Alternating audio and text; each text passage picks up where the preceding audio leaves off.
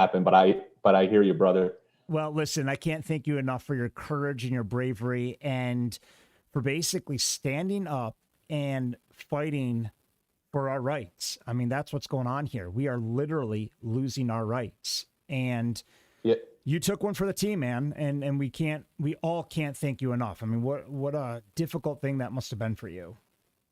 Yeah, and that's exactly why I did it. There's a stubborn part of me, there's the lawyer in me, and there's all those things that were going on leading up to this.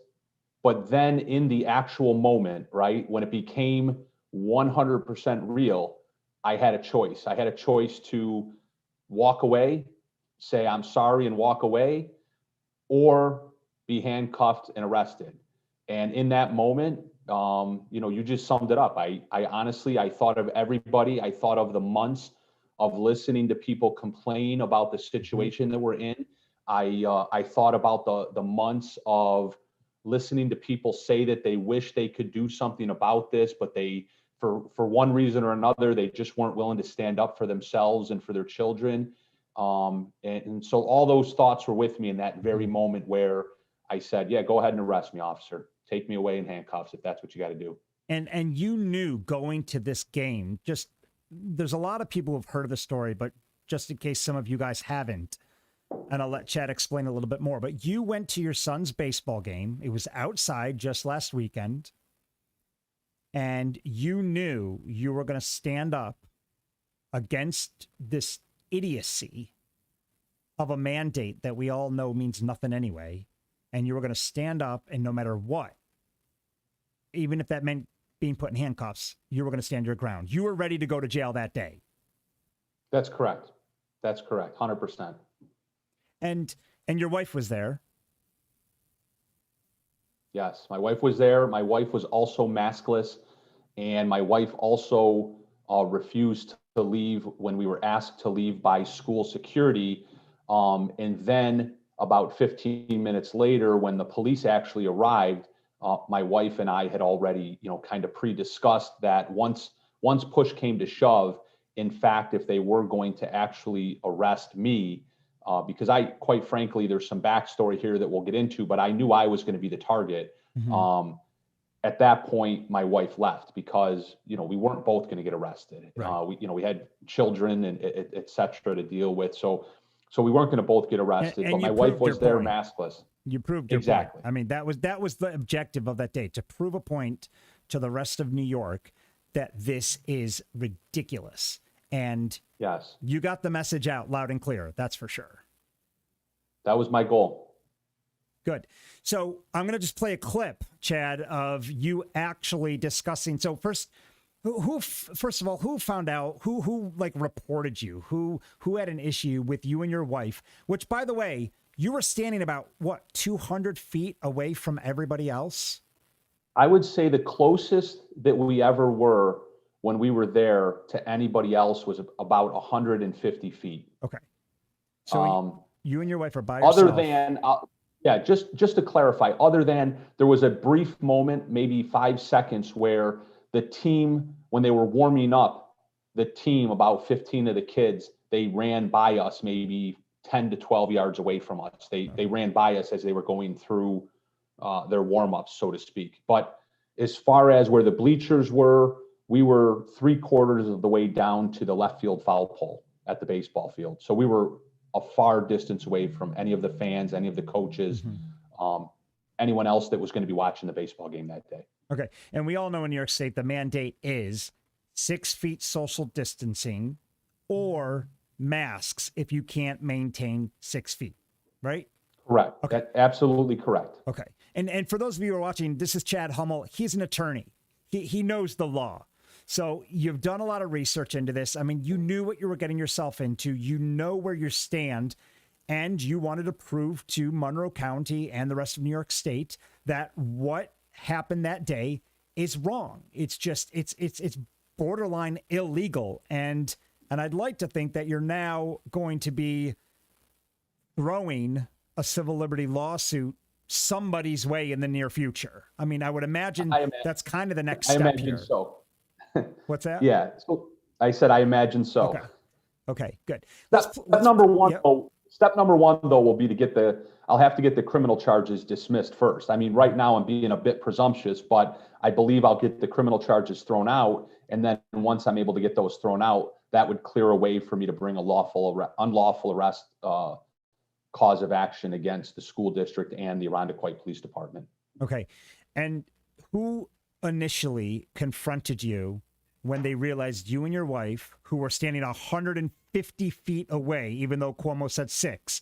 So you gave 144 feet grace period there. Exactly. You stood, or 154, whatever it is, grace period there. You stood that far away to 150 feet. And then what happened? A security guard saw you? Like who decided to give you trouble over this? Yeah. So the individual, and I keep mixing up his first name. I can't remember if it's Jim or Dave, but his last name is Carroll, Carroll. He's the individual that's apparently the head of campus security for the East Irondequoit Central School District. And what I've come to learn is that Mr. Carroll would never have a role at an athletic event on a weekend per se. In other words, he has staff. In fact, there's a separate third-party security company in town called Swoop One Security, and it's their job to patrol and monitor athletic events. But for some reason, the head of security for the actual school district was in attendance at this game because I was a target. There had been some email exchanges during the week leading up to this. They knew I was planning on attending the game. They presumed that I was going to attend the game without a mask on, which I did. And they presumed that there was going to be this moment where they asked me to leave.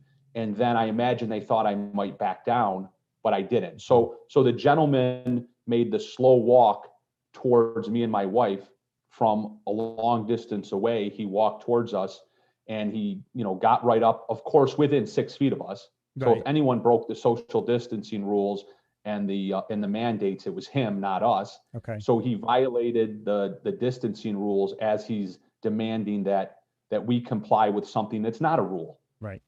Why don't we play and that we video? Refused.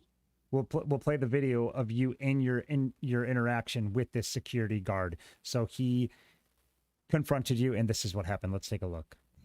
You're being recorded, just so you know. Thank you. You're welcome. Of people not wearing a mask, standing right next to the Including the players right now. Are you going to throw the players out, sir? The players don't have masks on right now. I'm sorry? We're being a little bit targeted. No. And that's, of course but we are though, because I have pictures on my phone, people standing next to your security guys without a mask on. Okay, we'll have to address that. Okay, and right now, like, look where we are. Who are we bothering? It doesn't matter. You have No, it doesn't. Nothing matters. CDC guidelines, ma'am. No, you're wrong. That's not what the guidelines are. Well, then I'm wrong. We're fully vaccinated. I'm telling you. Did you listen to your President Joe Biden the other night? Your President Joe Biden said that if you're fully vaccinated, you don't have to wear a mask outdoors. No, these kids aren't vaccinated. I'll bet half these kids aren't vaccinated. We are. It doesn't matter. Yes, it does. You're on property with children. I'm not going to argue with You're not following the rules, sir. Are you going to put a mask on it or not? No, I'm not. Then I'm going to ask you to leave. I'm not going to leave. You know you run the risk of being banned from the property for the rest of the school year. If you I'm don't not. Put a mask on. I'm not going to leave unless you can point me to the rule that I'm violating. I'm telling you, you have to leave. Show me the rule that I'm violating, and I'll consider leaving. You're not leaving. Show me the rule that I'm violating, sir. You're not leaving. Show me the rule that I'm violating. Can you show me the rule that I'm violating?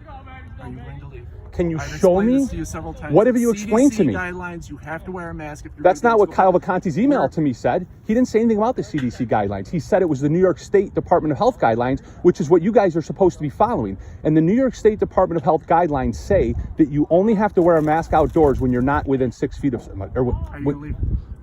Are you going to show me the rules that I'm Are you violating? gonna put a mask on? Are you going to show me the rules? No. You're within 6 feet of me right now. You're violating the rules. You're violating the rules right now, not me. So you should be removed from the stadium. It's 2350 East Ridge Road.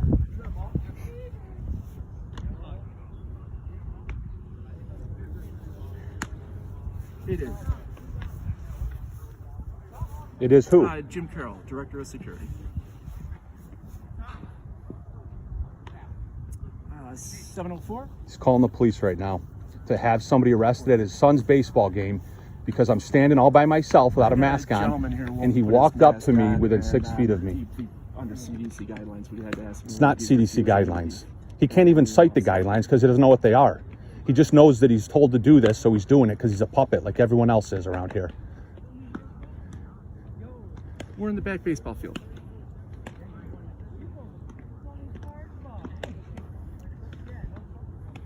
Coward. You're a Thank coward. you very much. If you could just ask him to come to the baseball field, we'll show him where we are. All right. Thank you, ma'am. Have a good day. Bye-bye. Did you call the police, sir? I did. Very good. I did. Are you proud of yourself? I did my job. Are you proud of yourself? You did your job. What's your job? What's your job description? To ask you to put a mask on. What rule says I have to put a mask on? The CDC. In What New York rule? State. Show me. Show me. I don't have a book. I have it. I have it in my car. Do you want to go read it? Do you want to go read the? No, do you want to go? Why I not? want to debate with you. I don't want to. Why don't you want to read the rules? I want you to put a mask on. Are you so can afraid enjoy that the your son's game. rules? Are you afraid that the rules don't comply with what you're asking me to do? I'm asking you to put a mask. Have you read the rules? Have you read the New York State Public High School Athletic Association rules? Have you read them? You're asking me to do something that's illogical, yet you can't even tell me if you've read the rules that you're seeking to enforce against me. I mean, You should be ashamed of yourself. You really should, because you know what? You're a coward. You're a coward because you don't have the balls to look your bosses in the eyes and say, you know what? This is absurd, and I would never do that to a parent in front of his son.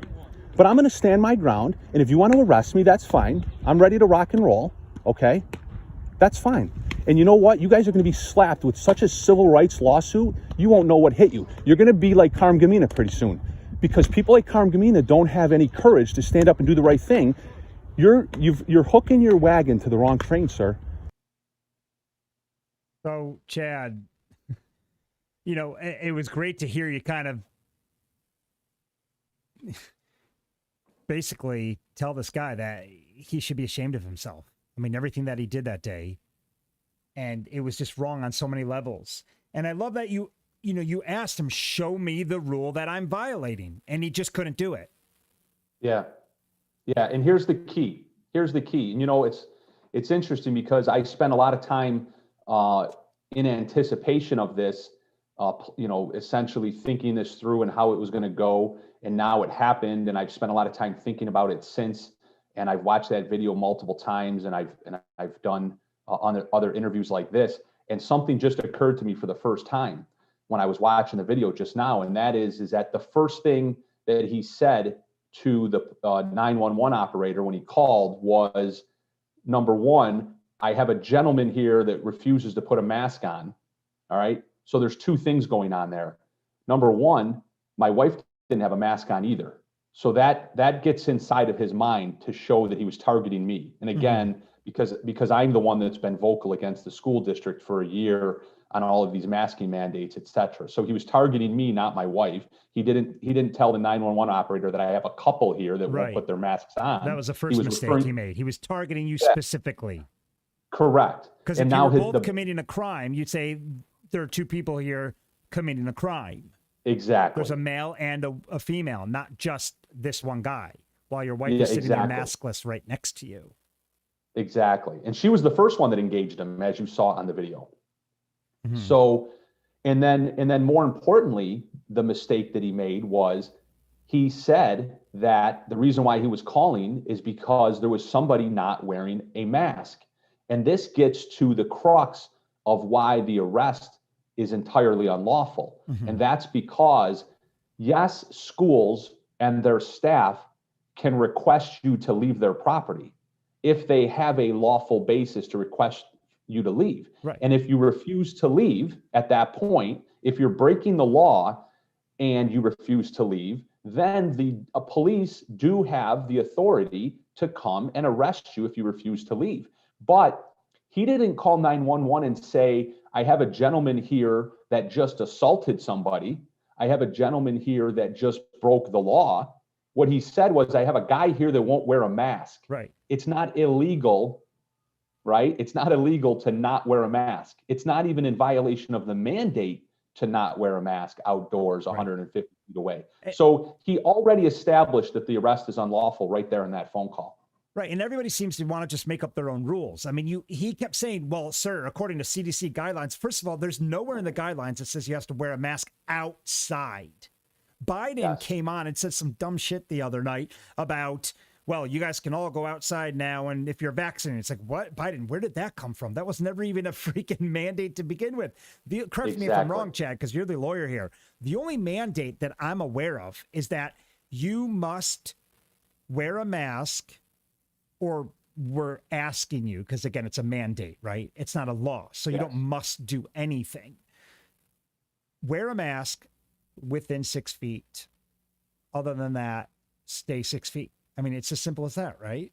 Yeah. Executive Order 202.17 was signed on April 17th of 2020, and it has not been changed, except in our favor. In other words, just recently, Executive Order 202.17 was amended to add that if you have obtained a full series of vaccinations, and you don't have to wear one outside at all, so you don't have to wear regardless one of outside 6 at feet all. or not.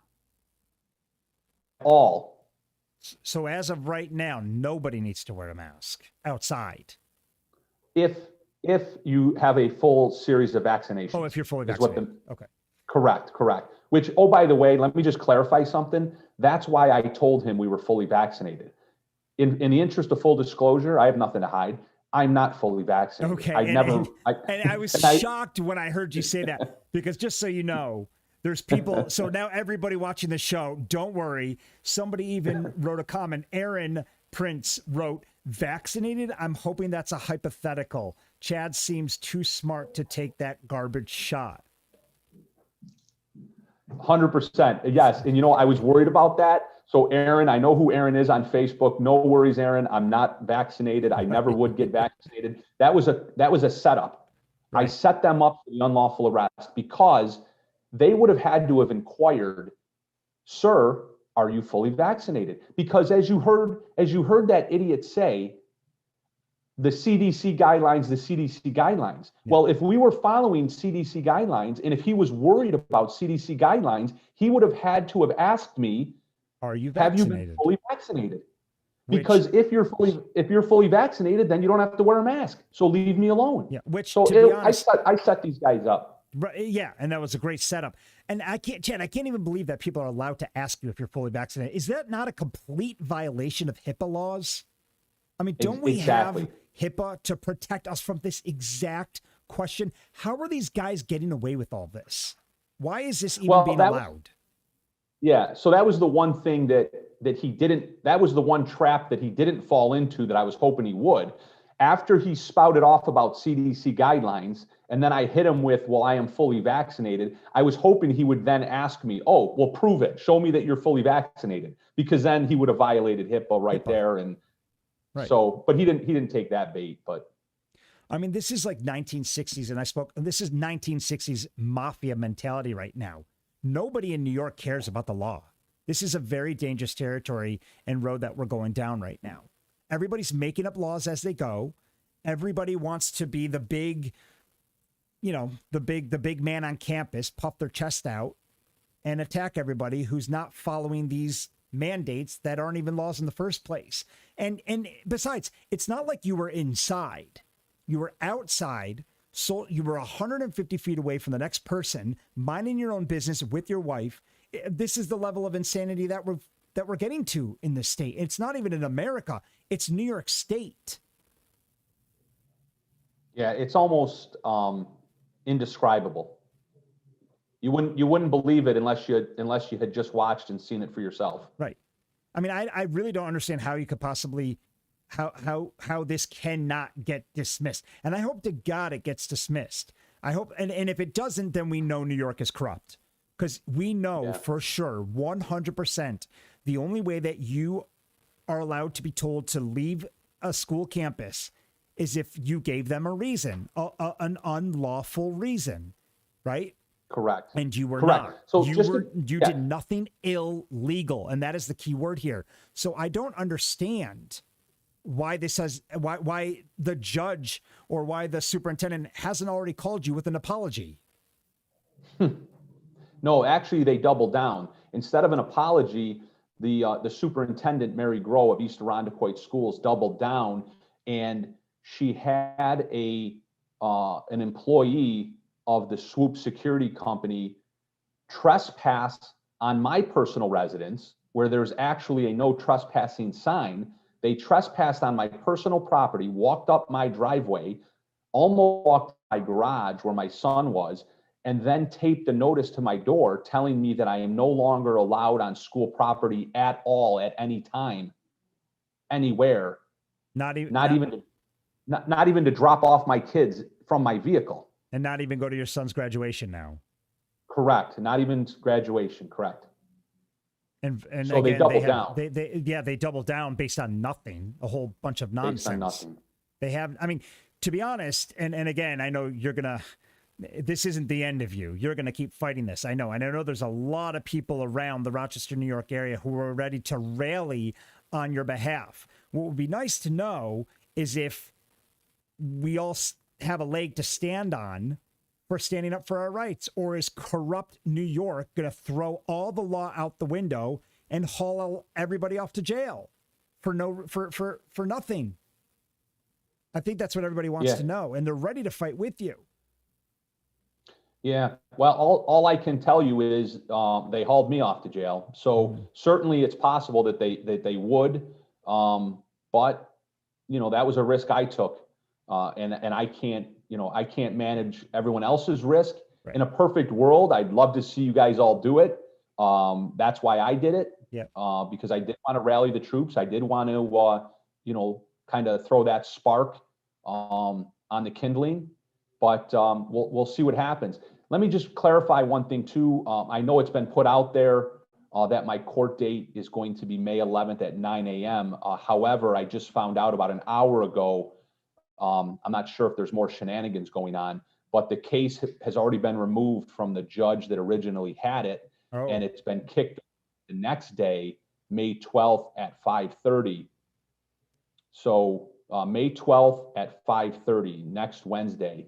Okay. I believe a week from today is my court date at the Arundecoit Town Hall on Titus Avenue.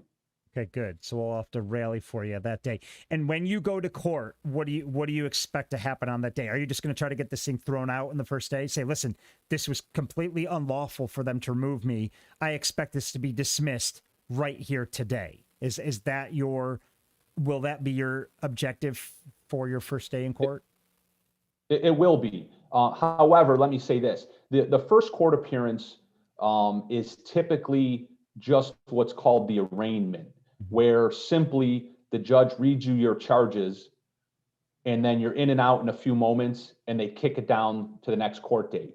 Okay. However, in rare circumstances, an attorney on behalf of his client, and in this case, it's probably going to be one and the same person, me on behalf of myself, but at the arraignment, if the document which is accusing you of a crime is so flawed that the judge reads it and throws it out based on what's called, I don't want to get into the legal weeds too much, but it's basically facial insufficiency. If the document is legally insufficient on its face, it can be thrown out at arraignment. And I believe in this case, I will have that argument to make. So it is possible. It's not likely that it'll get thrown out at the first court date next Wednesday, but it is possible, and I'm hopeful that it will be. Chad, I don't understand how it could not be thrown out. Again, you didn't break a law here. The school is supposed to be following CDC guidelines, which, according to the security guard, he claimed he was, which he was not. Yeah. He lied to you. He said, well, it's in the guidelines. It's not in the guidelines. If the schools... He's never read the guidelines. Right. Listen. And again, you and I had this. First of all, real quick before I go into this, somebody's asking me here who just joined us.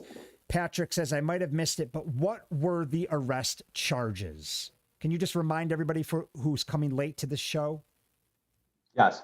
The arrest charges are criminal trespass in the third degree under section 140.10 of the New York Penal Law. Okay. And the theory behind a criminal trespass in the third degree charge is, as we were talking about earlier, if a property owner asks you to leave their property under a lawful order and you refuse to leave, they can call the authorities and have you forcefully removed and charged with criminal trespass. However, if you are on public or quasi-public property, which is what a school district is, it's essentially quasi-public property, and I, as a parent of a student athlete who's playing a game, I have a special right to be there. So the only way that I could be under a lawful order to leave is if I had broken a law, if I had committed some independent unlawful act, such as harassment of another fan, harassment of a coach or an umpire, or if I had assaulted somebody and then I refused to leave. At that point, I could be charged with criminal trespass. But for the security guard to simply ask me to leave for not wearing a mask and then call the police on me, that's about as rogue as it gets, an unlawful of arrest as it gets. Absolutely. And again, we watched the video. If you guys are just joining us, go back and watch the beginning of this live. We have the video. Chad's wife took the video of his interaction with the security guard. The security guard didn't even know why he was calling the police. Chad asked him multiple times, show me what rule I'm violating. Show me. And he said, I don't want to get into this. What do you mean you don't want to get into this? And this is, see, Chad, this is what I'm so sick to death of here in New York. Nobody wants to have the debate. No, I don't want to get, no, that's not good enough. You're claiming I'm violating a law. You're claiming I'm breaking a law. So I deserve to know what law I am breaking. And the school, you and I had this conversation the other day. Some people think the school can just make up whatever rules they want. That's not true, right? Because that would be like saying, we spoke about this yesterday. The school could say, well, you're not allowed to chew gum. And if you chew gum, sir, if you don't spit that gum out, we're going to arrest you. Right? I mean, you can't just make up rules as you go. I mean, there has to be some sort of level of, I mean, there needs to be some sort of legality to it. Am I right? Well, so it's an interesting point. And since we had that discussion, I did a little digging into that issue, and I actually went and read the East Irondequoit School District's 135 pages of garble of a Board of Education policy. And to your point about chewing gum, let's say that there is a rule on campus that says you cannot chew gum at a varsity baseball game on Saturdays. If that's a rule and the security guard comes up to us and my wife and I are chewing gum and he tells us to throw the gum out or he will ask us to be removed and we refuse to throw the gum out, the most he can do at that point is take down a campus report, let's say, turn it over to the principal of the school, and let the principal of the school write us a letter and address it in the manner of, this is one of our school policies. Mm-hmm. But at that point, you don't call the Irondequoit Police Department and ask them to come enforce a Board of Educational policy. Because at that point, the police officers should show up chewing gum and laughing in their face and saying, why are you wasting our time? Mm-hmm. This man has not broken a law. He's simply, apparently at worst, violating some ridiculous gum chewing policy that your school has. And Carol Jean wrote, laws mean nothing anymore in New York State. Welcome to communism. Yes. This is where we're at. I mean, this is where we are in America. Carol Jean also wants to attend East Irondequoit baseball game and arrive maskless. Carol, do you know Carol Jean, Chad? Have you met her? I believe the name sounds She's familiar. awesome. I think Carol's great. I think we might be friends on Facebook. Carol's great. And I do think that we need to all rally with Chad. I know you've been doing the social media circuit this week, talking to a whole bunch of people. May 12th, 5:30 at the town hall on Titus Ave. That's your court date, right? May 12th at 5:30. It's a big parking lot. And great again, place for a freedom rally. Listen, guys, Chad's about to show us where we stand here. Chad's either going to show us how corrupt New York State is and that laws don't really matter in this state anymore. I mean, there's no two ways to look at this. I mean, there's just, that is the deal. We're either live in a corrupt state where laws don't matter, or you're going to destroy this thing. And we're now all going to be able to go maskless, at least on public property. Private businesses, I mean, that's a different story, right? It's not going to give us carte blanche to start running through businesses all maskless. I mean, they do have the right to set their own rules in their own private businesses. Am I right to say that? Well, it's a different dynamic for sure. I can't tell you for sure what the answer to that question is, but I can tell you it's an entirely different dynamic when it comes to private property. Now, when you talk about a store, though, let's use Wegmans or Walmart as an example. Those are considered classic public locations that the rules are actually more in our favor on this issue. Because again, schools are what are known as a quasi public location, meaning that there are certain events at schools that are considered to be open to the public, such as an athletic event. We don't necessarily have carte blanche to run through the school building maskless, because the inside of the school is more considered to be a private location where education is happening. Right. But when you're outside and you're at a stadium where that's a community stadium where the public comes to watch football games and soccer games and lacrosse games, then that's more of a classic public location where our rights are far more secure under the First Amendment and other constitutional liberties that we used to have, apparently. Well, you got a lot of support. Carla said we need to all show up at his court hearing. Enough is enough. Mike Justice also commented, because people were saying, hey, let's call the police. Let's blah, blah, blah. Mike said, no, don't call them. Don't waste the resources. Let this be handled in the courts. Is that good advice? Does he work for the courts? I'm not sure. Mike, do you work for the courts? I think I kind of get. I don't know. It depends. I think where I would agree with Mike, Chad, is I think you really have a good case. And if the courts dismiss this based on the fact that the security guard had no right to kick you out of the grounds or kick you off the property, and the police definitely had no right to enforce it, and the court proves everything that we're saying here today, I mean, that's a huge win for everybody. I mean, this is a statewide win, isn't it?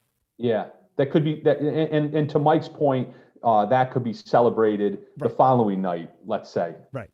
That's not I can't disagree with that. Far be it for me though. I'm the guy that got arrested and thrown in the back of a police car. So I'm not going to be the one that tells other Americans that they can't show up and rally for me if they want to. But I do certainly understand Mike's point. It's a very valid point. Actually, just to clarify, Mike wasn't against railing. I think Mike was answering a previous comment here in the thread that had to do with calling the police office. That's a good point. Yeah. I think he was saying, no, don't do that. Let's not bombard the police with questions. Let's just let the courts handle it. So I don't think he was trying to turn anybody off from actually going to the hearing. I think going to the hearing is a great idea. Carol Jean said, bring your American flags. Listen, Chad, I know I'll let you go because you got your own show coming up soon in a few minutes. How did we get to this point? I mean, the only thing I could think of, and this is a very sad reality for me, when you got arrested, I was really pissed off that day. More pissed off by the fact that the parents have allowed it to get to this point. Because let's be honest, at the end of the day, we wouldn't be here if the majority didn't want this. Is that a fair assumption? I mean, we're only here because either people aren't standing up, speaking up against this, or they're okay with it. Either way, it's disturbing as hell to me. 100%. So here's the thing. The parents that are okay with it, which in my mind, what that means is that they want to wear a mask. If I would be a hypocrite if I didn't acknowledge that they have the freedom and the right to wear their mask. Right. Absolutely. Right? They can do whatever they want. If they're afraid of COVID, wear the mask. But I believe in my heart of hearts that 95% of the people that are running around, especially outdoors with a mask on, they're doing it out of fear. They're doing it out of brainwashing, and they're doing it out of the lack of courage to simply do what I did. And that's not a shot at anybody, but that answers your question right to the letter of the law. And that is the reason why we're here is because when when free people allow illegal rules and mandates to become the norm and comply with illegal mandates, then it becomes the de facto law, right? Right. They don't have to write a law. Governor Cuomo knew from day one that he never had to write an actual law or to get the legislature on board with any of this. He knew that if he told everyone to put a mask on and they did, that it became de facto law. Remember Right. what he said. He said, this is how we do it in New York. Your neighbors and your friends are going to look at you and say, hey, buddy, put the mask on. And he was right. Cuomo knew it. He knew it. And he's right. We have a bunch of people running around right now telling others to put a mask on, and they have no idea why. Just like that security guard. He has no idea why he was asking me to wear a mask. No, he was totally no idea. He had no idea. He didn't even know how to explain the guidelines. And I see it with my son. My son's 4 years old. He's the only kid in his soccer program out of hundreds of kids, maybe one or two other, that don't wear a mask during soccer practice. He takes it off. Every time we go, I'm like, you're not wearing that damn thing. You're not going to go run around wearing a freaking mask. And I thought that I could get a movement going. I thought that, hey, you know what? If I get the mask off Jaden, maybe other parents will say, hey, does he not have to wear it? Nope, he doesn't. Oh, and then maybe they take the mask off their kids. Nope, not a single person, Chad. This is how freaking crazy people are here right now. And like you said, whether they're afraid of, I don't know that they're afraid of coronavirus. You said because they're either fearful. Are they fearful of coronavirus or fearful of government or fearful of what other people are going to think? Because I'll tell you right now, people like you and me, we don't give a shit. I could care less what anybody thinks about me not wearing a mask in certain grocery stores or my son not wearing a mask on the soccer field, because it's not normal, but it's become normal. So nobody, it's almost like you're an outcast. You're a rebel now if you don't wear a mask. I mean, this is the stupidity that we've gotten to here in New York State, that people think it's normal to mask up. It's just classic brainwashing is all it is. It's like a social science experiment. And here's the result. The result is everybody's wearing the mask now and they don't know why. Yeah, they don't. There's no scientific proof whatsoever. There's no evidence that it's curbing the pandemic. And what's even more disturbing is that people here in New York still do it, even though we know our friends down south aren't wearing the mask. They're not locked up, and their fatalities in cases are half of up here in New York. I mean, I've analyzed the data to death. I've done live shows about the data.